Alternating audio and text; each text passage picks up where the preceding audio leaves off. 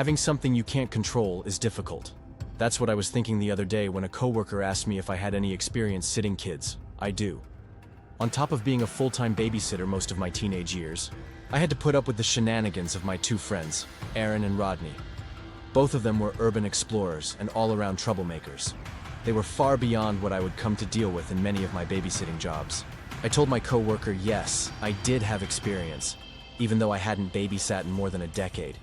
So I'm sitting here now in her den, typing away. The kids are eating dinner, and I'm alone with my thoughts. This is something I've never gone out of my way to talk about before for various reasons, but sitting here now, I know it's about time. I was told writing is one of the best ways to start. It was the tail end of high school, in the summer of 2007. Aaron, Rodney, and I were by the bay window in my parents' townhouse, talking weekend plans. I was set to sit a kid. Aaron and Rodney wanted me to go to an abandoned warehouse with them. I was to be the mule of the operation, bringing drinks and whatever else they wanted. I didn't do any of it myself, but they seemed happy enough when I helped out. This was the usual circuit for us. "Where are you sitting?" Aaron had asked. Rodney seemed curious too. I told them it was far out of town. That was all I was going to say. We could tag along if it's close to the warehouse. They don't want me to bring any friends over. I was annoyed. Advertisements, but where is it? North. Rodney had started playing with his Zippo. I batted it down as my mom walked through the main hall to get the mail. "North where?" he asked. "Strawberry Fields." At that, Rodney snapped the lighter shut and stared, blank. I slowly turned back to face Aaron. He was grinning. Right. At me. I shouldn't have said anything. "Strawberry Fields?" Right. At me. Yes. Strawberry Fields, as I had forgotten in that moment, was Aaron's small obsession. He had grown up just west of the small town, and had seen and heard everything there was to know about it. To him and his planning-to-be history major mind, it was the jewel of southern antebellum and modern folklore. "And they had to find someone all the way down here?" he started. "There's nobody who babysits up there. We're going." Rodney had gone dead quiet. He was flicking the Zippo open and closed. "No, you two are not. We are." "What about Rodney?" We both turned to look at him. Rodney liked a lot of Aaron's ideas, but even he had his limits. No. He stopped playing with the lighter. "Why no?" Aaron prodded. He didn't like being outnumbered. "Those woods are haunted." "Who said we're going into the woods?" "Haunted. We've been to other places that are haunted. Those woods are haunted." I heard him put emphasis on the H. "So what? I'm not doing anything out there." Rodney had heard things. Things that made some of Strawberry Fields sound scarier than the Wickham Estate, or Dinston High School's track house. For those who know, you know. All three of us knew exactly what made this scarier. I made it clear. Then it settled. "We don't go to Strawberry fucking Fields." Aaron looked disappointed. Rodney looked like a seven-nation army had just stepped off his chest. And I was more than content.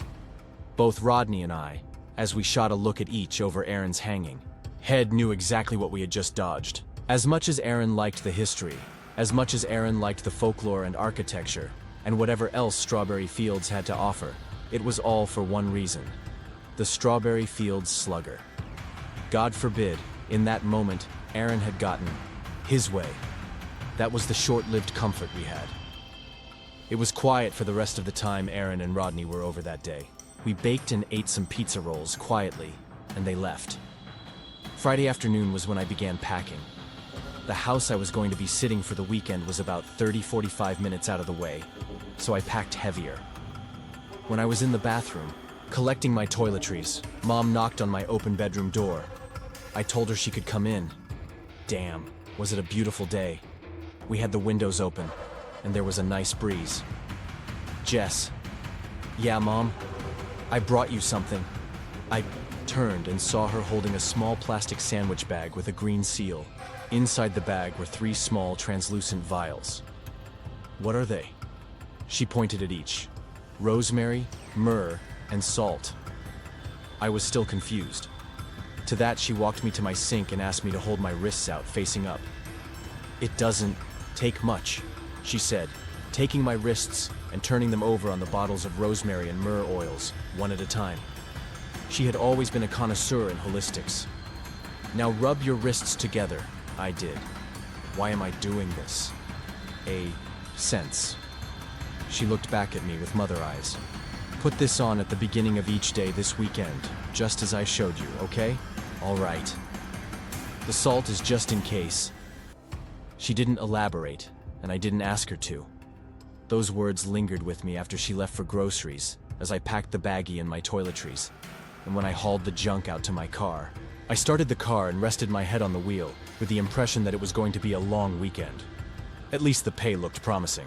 The family I was looking after lived in an isolated area just east of Strawberry Fields, said town being pretty small and isolated already.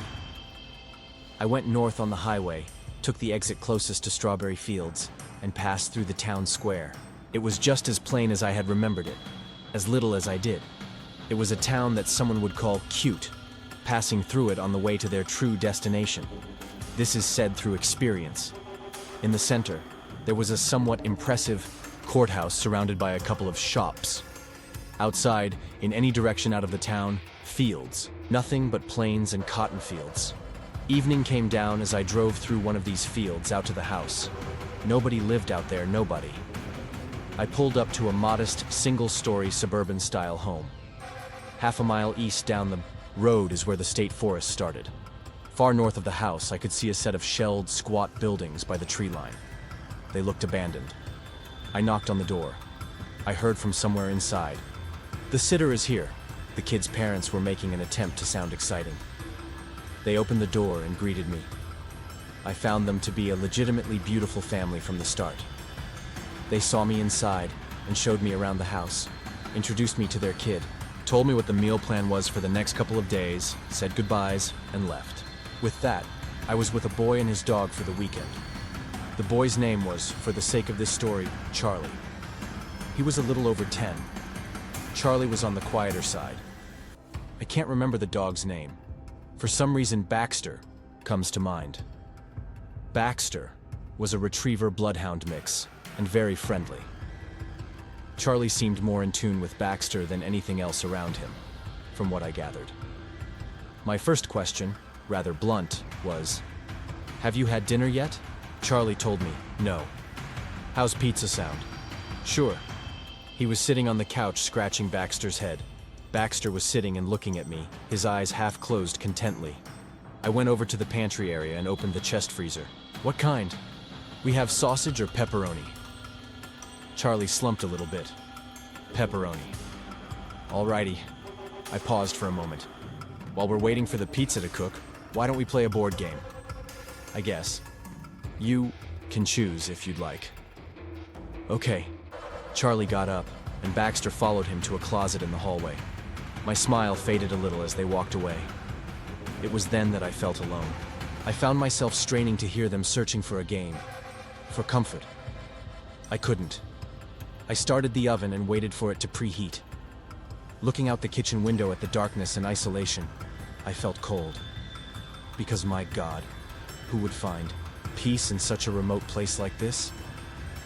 I started to focus on what might have been a tall bush out on the front yard's edge. But it wasn't a bush, and I knew that. I couldn't quite make it out by the light on the power line.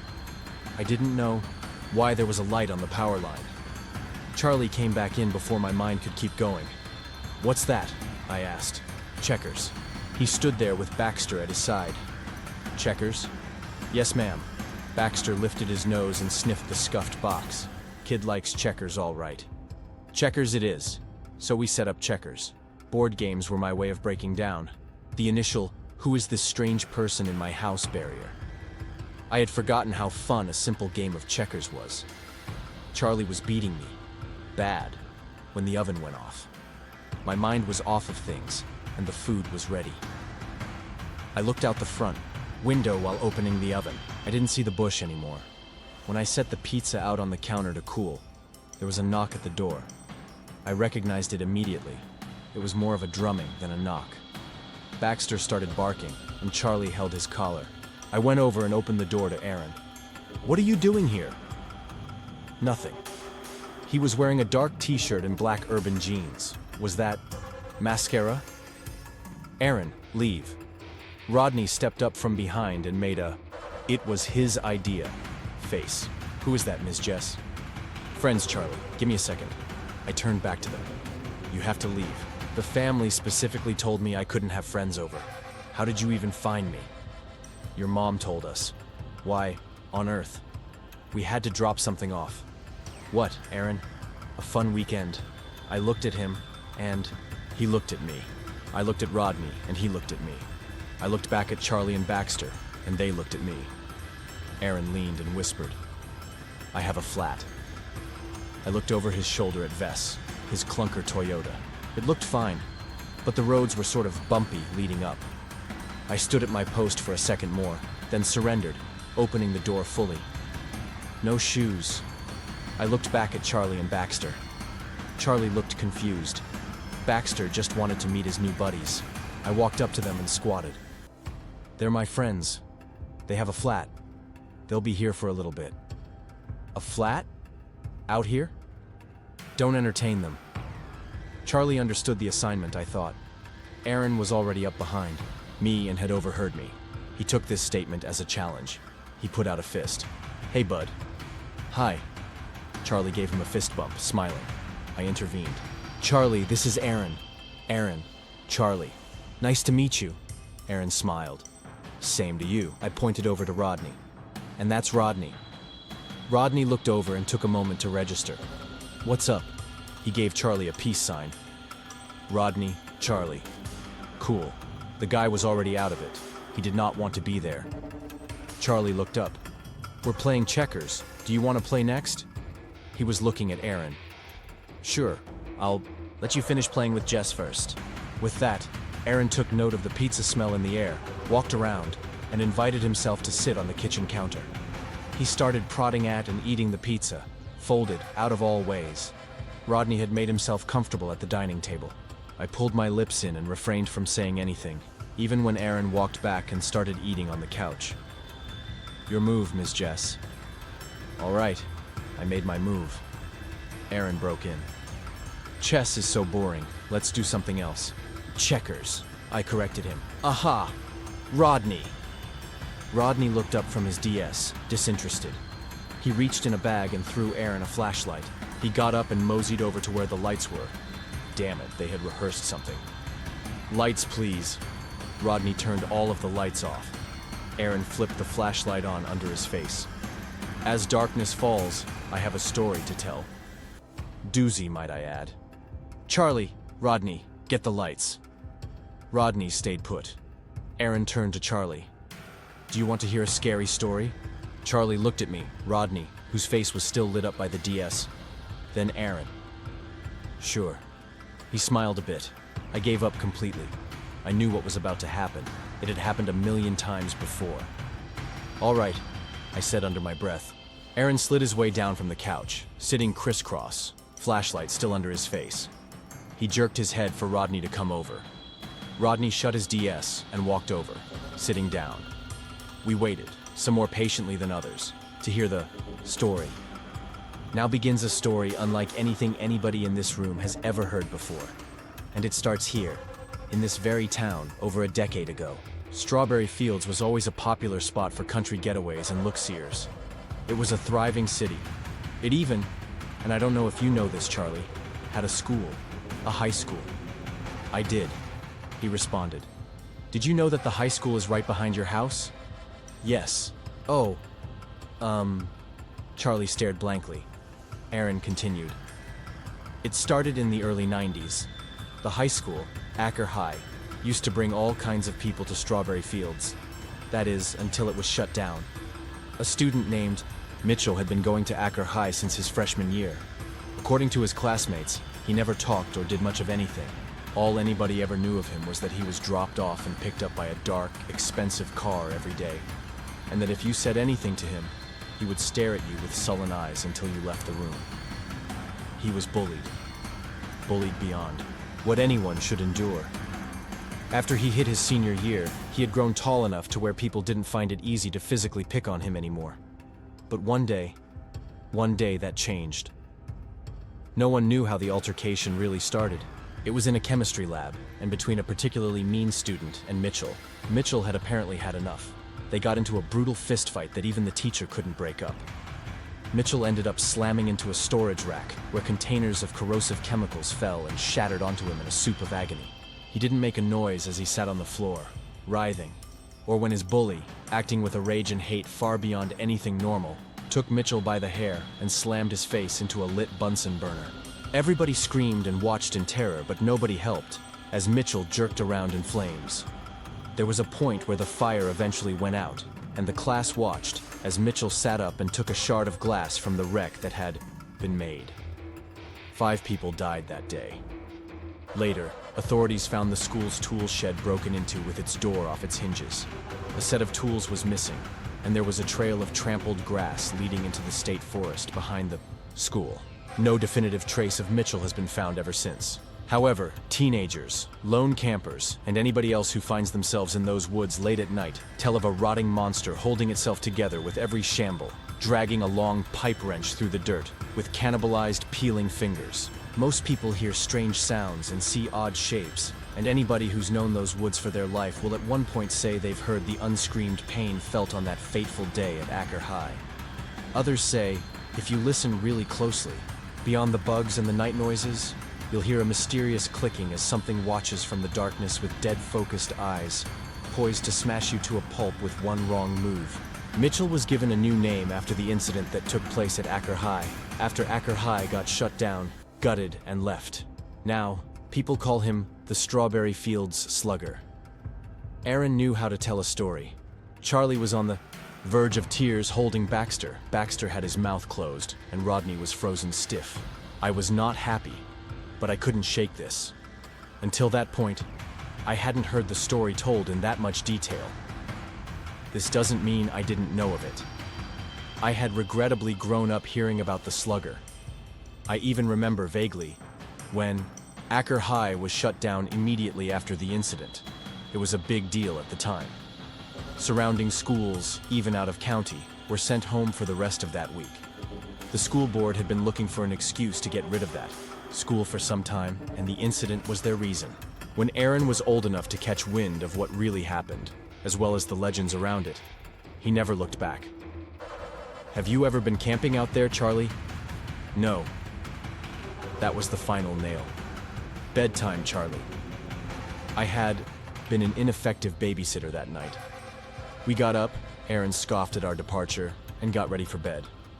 Charlie was scared. He didn't say anything, but I could tell he was scared. I'm sorry, Charlie. They can be difficult. I thought the story was cool. I could see something else in his face. You don't have to pretend. They're going to be gone by tomorrow. Swear by it. I want to go to sleep. Do you usually sleep with Baxter? Yes. He's got your back, kiddo. Charlie climbed into bed, and I picked up Baxter and set him on. He turned in a couple of circles and curled into a tight crescent next to Charlie. Ms. Jess? Yes, Charlie? Good night. Good night. Holler if you need anything. Yes, ma'am. And he was off to bed. What the hell was that? What? The kid almost pissed himself when I shut the door. I was furious with Aaron. Maybe you shouldn't have let me tell that story.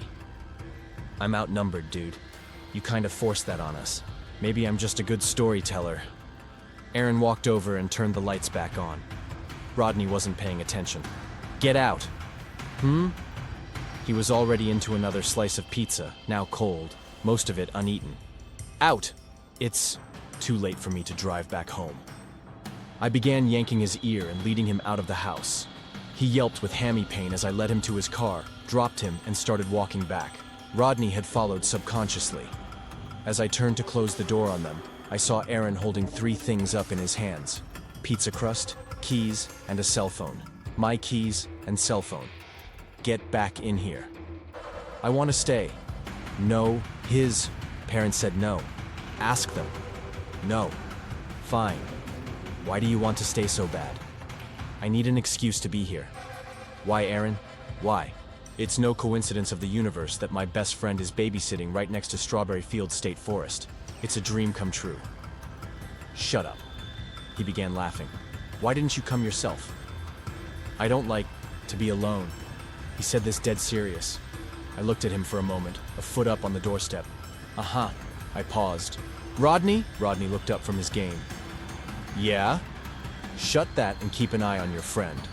I pointed a finger at and square-eyed Aaron.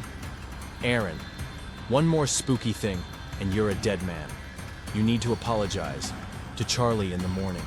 Can we crash inside? Give me my stuff. I don't know why it happened that way.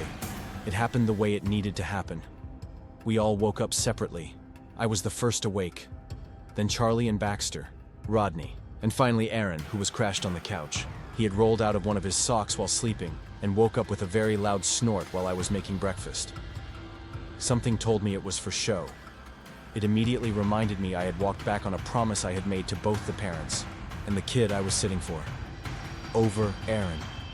This frustration made it easy to crack eggs that morning. By the time we all sat down, I had forgotten about Aaron's apology to Charlie. Charlie seemed just fine that morning, looking slightly excited over Aaron and Rodney's continued presence. What are we doing today? Was the first question Aaron asked after an unusual silence. Nothing in particular. Here we go. Advertisements. Was thinking about a historical tour of downtown. Anyone up? Sure, said Charlie, out of all people. This was his hometown. He knew it better than Aaron probably did, the kiss-up. I think we should stay home for a bit, was my automatic reply. I second that. Rodney spoke up. Aaron and Charlie were already out of their seats, dashing for the door and leaving their half-eaten breakfasts. Shotgun! Charlie yelled. Baxter was still lying down where Charlie had been sitting. The only attention he gave them was a quick side glance in their direction. Rodney and I looked at each other and got up. I fed Baxter and cleaned the table. Aaron and Charlie were leaning on the house side face of Vess, arms crossed, right feet against the passenger doors. They looked like mini versions of one another. If Aaron's goal was to spin up a well-behaved kid for my dealing, he was making more than a good start. Everyone got in. Aaron said something about buckling tight before he sped down the westbound road to Strawberry Fields. This, Charlie, is a CB radio.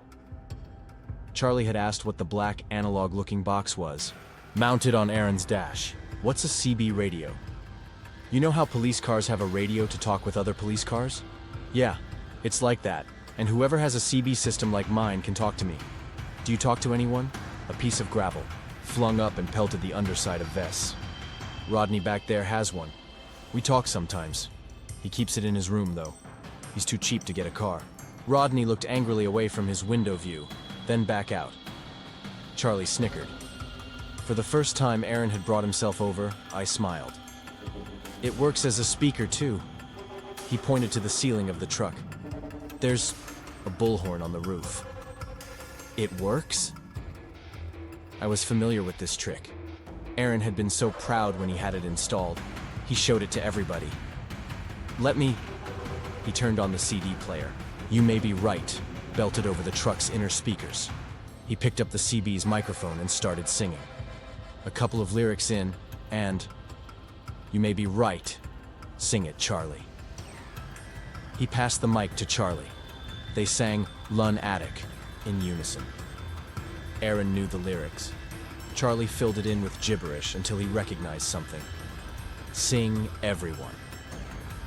As much as Aaron could be a nuisance, here he was, doing what he did best. We all sang along, even Rodney. Aaron's tour of downtown was prolonged. I can't say Charlie and his banter kept it boring, however. We learned that Strawberry Fields was initially founded in 1852 around a small strawberry farm started by a family called the Ackers. The Ackers also owned shares in 2 textile plants built in the late 1880s, one succumbing to an explosion in 1904, and the other shutting down by the mid-60s. The second plant's building is standing as far as I know, used as a packing center for the Ackers' still active farm. Aaron stated how ironic the town's name was, given that its main reliance before tourism kicked in was in the cotton industry. The strawberry claim was decorative until the 80s-90s when people started nosediving for southern charm. a trend set into motion by cities such as Savannah and Charleston. Another weird thing we learned: the courthouse was built before the city's establishment by an investor who hoped to see the land around it used someday. An odd choice, but it paid off in the end. The courthouse had been turned into a town museum at some point after the tourist boom. We went inside and quickly found out that Aaron had told us most of the history it presented. After that, we went to shops. One was an ice cream shop. I had mint chocolate, Charlie had vanilla fudge, Aaron had Rocky Road, and Rodney had strawberry. Damn it, it was fun. It was the most fun we'd had as a friend group in a long time, +1. But this isn't why you're here, or why I'm here. After we got back home, Aaron showed me 3 sleeping bags he had stowed away in his truck. Bed. Charlie was wound up with sugar, running circles with Baxter. Rodney had loosened up. He was throwing a squeaky toy across the yard for Baxter.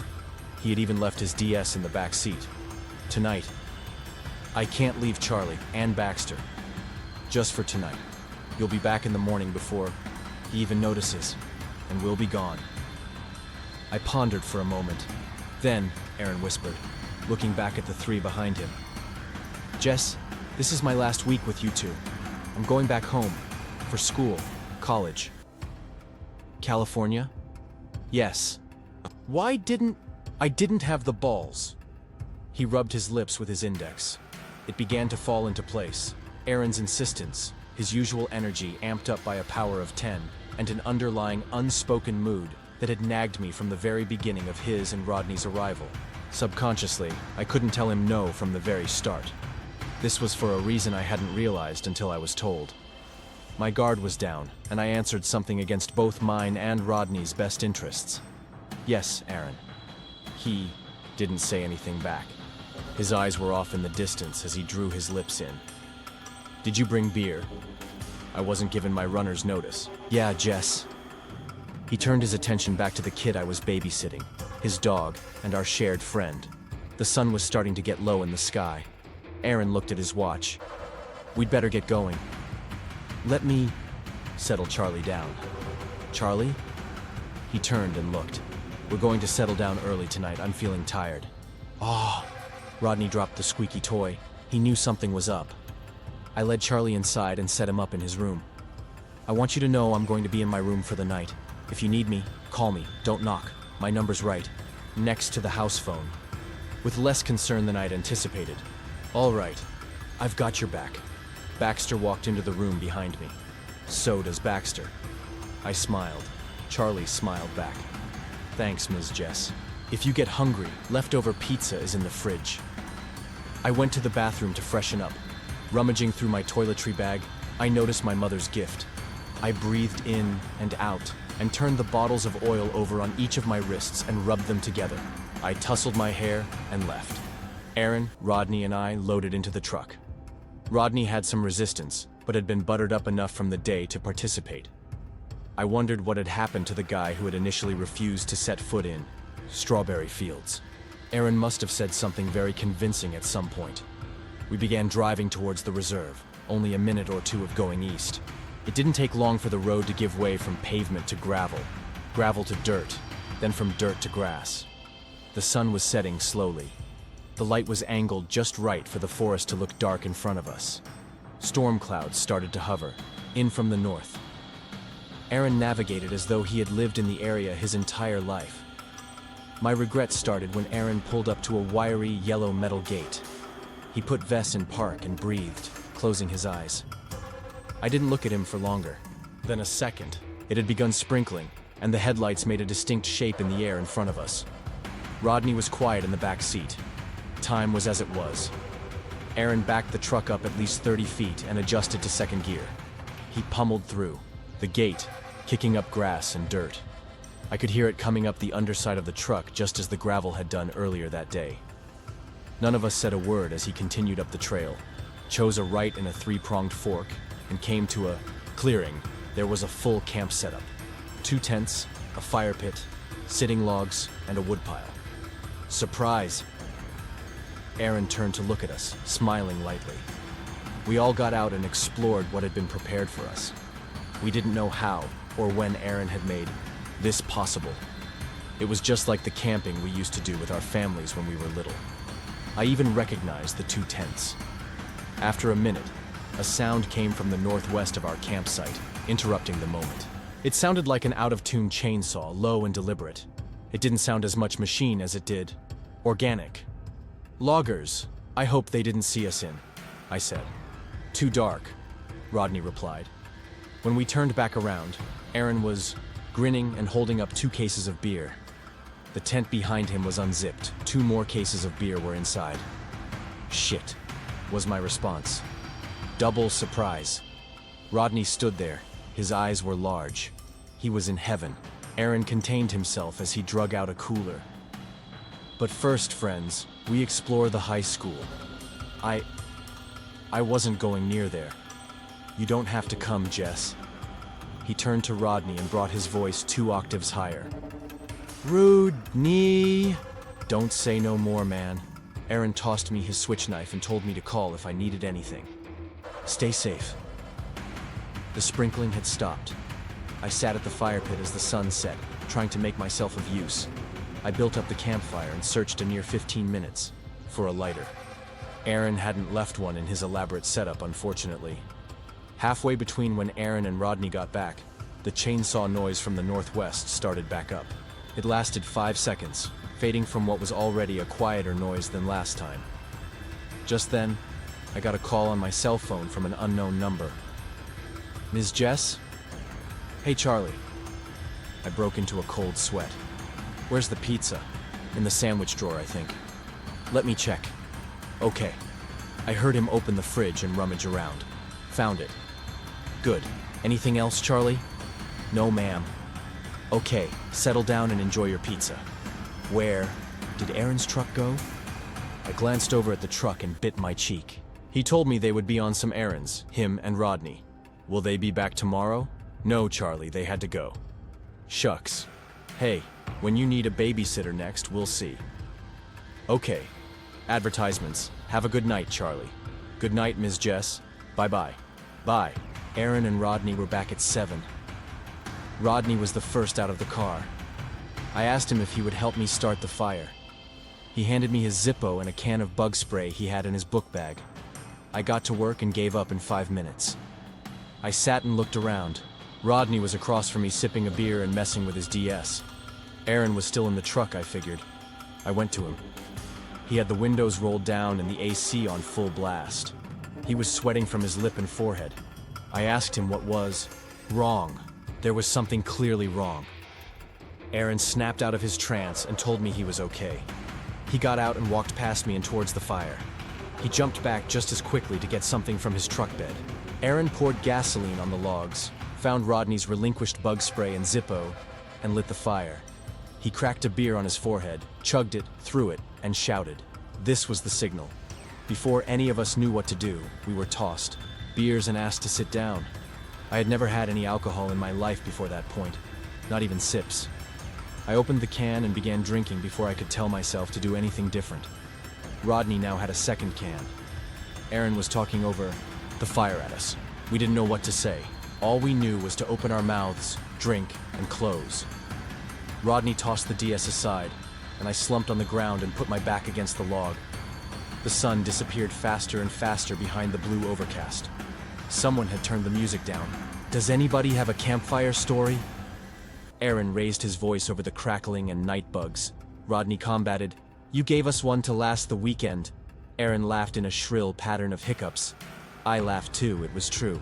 "I have one," I said. I was certain of this in my slightly intoxicated state. I caught Aaron's eyes from across the log. Sharp eyes. "Tell us." He looked serious, looking at me in a way I'd never seen him look at anything before. It was, well, shit. I threw my hands up in defeat. The guys laughed. "Almost had it, Jess." Aaron was doubled over. I have one. Rodney looked at each of us. "What?"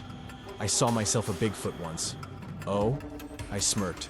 "I was spending the night at Aaron's, and his mama walked in to check on us." "Well, shit." Aaron laughed in spite of himself. "No, seriously. I was on a camping trip with my pa on the Appalachian Trail, and we saw something fishing in a river. It was taller than a bear standing up on its haunches, leaning down and scooping in the water. It had the darkest fur and the most human eyes. Nah, man, you quit that laughing. You're the one who dragged my sorry ass on this trip. Aaron was in a new wave of laughter. He wiped a tear from his eye. Sorry for dragging your ass? Better be. Dude, this is our last get-together. For the summer, huh? I'm leaving next week. For college. Oh shit. Yeah, shit. Pass me another beer and keep laughing. We all laughed. Aaron's message probably went over Rodney's head. And here I was, through the laughter, staring at this gap in the brush behind the fire, beside Aaron and Rodney, a seat away from me. Pass me another beer too, I said. This was my 5th one. I was plastered when Rodney got drunk enough to play only with his lighter, curled up with his knees to his chin, eyes zipping between it and the fire. I was even more plastered when Aaron scooted up next to me and started talking. I understood exactly what he was saying to me. He looked at me in the eyes and crossed his arms. It was that same look from before, when I went to tell my imaginary story. We had small talk until he stopped abruptly. Jess. He was drunk, but in control. He kept a respectful distance from me. Jess, Let me look at those eyes. He paused. They're so pretty. Thanks. I smiled, my eyes dropping. I want to say, wow. He tilted his head forwards. When he pulled back up, he was beet red. I never got a chance to tell you this. I didn't have the balls. You do. I don't, Jess. Don't kid me. I'm not. Really? Yeah, really. I've always had the biggest crush on you. You wouldn't believe it. He started laughing, covering up his face. I can't believe I just said that. I replied with the truth. I've always liked you too. You're so pretty, and you've been my bestest friend since forever, and I can't even begin to understand how much He stifled tears. I appreciate you, Jess.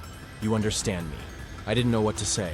I did what I thought was the best thing in the moment to show him what it meant to me. I kissed him. Aaron flailed back, then hugged me. I'll never forget that. Rodney was laughing behind us, kicking his legs and turning the radio up by just a little bit. Aaron shot up after we were done. Hey! We all turned to look at him. I haven't shown you guys this little puppy. He lifted the side of his shirt and pulled a handgun from the inside of his pants. I was alarmed at first. I want to protect y'all. You're my best friends ever. And maybe I brought this out here to get a good wallop at the slugger. I missed my chance earlier. The hell do you mean, Aaron? Rodney clicked his lighter shut and chucked it at him. I can't. Aaron began to cry. I didn't mean to. I looked at him as tears began to stream down my face. Aaron, what did you see? I love you guys. I wouldn't ever want to hurt anybody. Not you, Jess. Selfish prick. Rodney had his hands in his face. I looked back at the gap in the tall brush behind the fire. My God. Aaron, please, sit down. Sit down, Aaron. Jess, I'm sorry. He wailed, holding the gun flat in his hands, free hand clenching the bridge of his nose. Just sit down. Please don't make the noise. Please don't make that noise. Rodney was glued to his log, pale, sick-looking. I'm sorry, Jess. I'm sorry, Rodney. I'm so sorry. I said, Aaron, sit, please. I glanced around the fire. Rodney had already seen it. It was in the brush gap, that awful face. I'll never forget it. It was facing us, looking as far up to the sky as it could with its festering eyes. Its skin was marbled with gray rot. Stringy hair sat on its forehead. A set of uniform-bottom teeth glared in the firelight. I screamed. Aaron turned, stumbled, back and shot at it. The muzzle flash was blinding. The bushes rustled and the head shot straight up, taller than any of us could have imagined. Its teeth began clicking together rapidly. We ran into the woods, stumbling, coughing. Rodney fell, behind fast. Something made a whooshing sound flying close behind us. I didn't look back, but if it was what I think it was, and if it did what I think it did, It was the pipe wrench making fatal contact with Rodney's skull. We heard a scream and thump from behind us. Sparse droplets of blood splattered on Aaron and I's backs. It didn't pursue us after that. The extra footsteps had stopped. It took us a moment to realize this, and when we did, Aaron and I ran in a crescent around the campsite and back to the truck. He fumbled for his keys, holding his handgun firmly in his left hand, looking around the side of the truck for our chaser. We didn't see anything as we got in. Aaron started the car, and we sped off, abandoning the campsite completely. Aaron found his way to a cleared strip of forest run with power lines. He put the truck into park. He slammed his head and upper back against the seat and gasped for breath, tears streaming down his face in a silent cry. "I didn't mean it, Jess. I know you didn't. You just wanted us. I want Jess. I can't have..." He leaned his head back and looked at me with sad eyes. Eyes I realized had found mine beautiful. What happened in that car remains private. We were never approached by the Slugger despite my worst fears as we held onto each other, skin to skin. My phone fell out of my shorts pocket when I began working them on again. I flipped the phone open, curious about the time. 12:30, 5 missed, calls from an unknown number. I listened to each voicemail in horror as Charlie described a dead man looking through the windows of the house at him and Baxter, facing them, staring up at nothing. There was a voicemail for each major window of the house, including his bedroom. The last one was more than alarming. It started with prayer and ended with the sound of shattering glass. Aaron sat up slowly, listening, cigarette ash falling from his chest. By the last message, he had put the truck in drive, muttering, "That son of a bitch," to himself, over and over. "Take it, Vess." We spurred over the forest back to the house. Aaron's gun chucked around in his cup holder as we pulled across the grass, then dirt, then gravel, then road. We both jumped out of the car. Aaron's gun was drawn as he practically kicked down the front door and we stormed in. "Charlie! Charlie!" The glass of the sliding patio door to our left was busted. Shards found their way as far as the living room carpet. "Miss Jess! Aaron!" We passed the guest room door, which was wide open. Charlie was safe, in his room with Baxter. They were curled up under the bed. Baxter was shaking. Both were terrified. "Look behind you," Charlie hissed under his breath, looking over our shoulders at the slightly ajar closet door. Sirens blared in the distance as Aaron fired shots into an empty closet. I never talked to Aaron or babysat after that. I never saw Charlie, Baxter, or Strawberry Fields again. The Slugger was never found. Up until 2010, Aaron and I were in legal trouble with Charlie's family and Rodney's estate. Their families never stopped blaming us for the gruesome events of that Saturday night, and probably never will. Rodney or his remains have never been found to this day. I'm comfortable writing this far away from my home state. I'm in New York City, I'm an accountant, and I've never been happier in my life. Writing this, I found the courage to mail a letter to Aaron's old house yesterday. I have the address memorized by rhyme and heart. I know his folks, out of all of ours, were the most likely to never move. Maybe they will know the best way to get in touch with him. This is something I've needed to let go of. I started writing this while babysitting at my coworker's place. Now I finish it, in my apartment, and looking out at the nighttime cityscape. I haven't got, as Aaron would put it, the balls to open the mail. It came today. It's sitting on my kitchen bar, and I can see it from where I'm typing. I have 2 bills and a letter with a return address to Strawberry Fields, TN.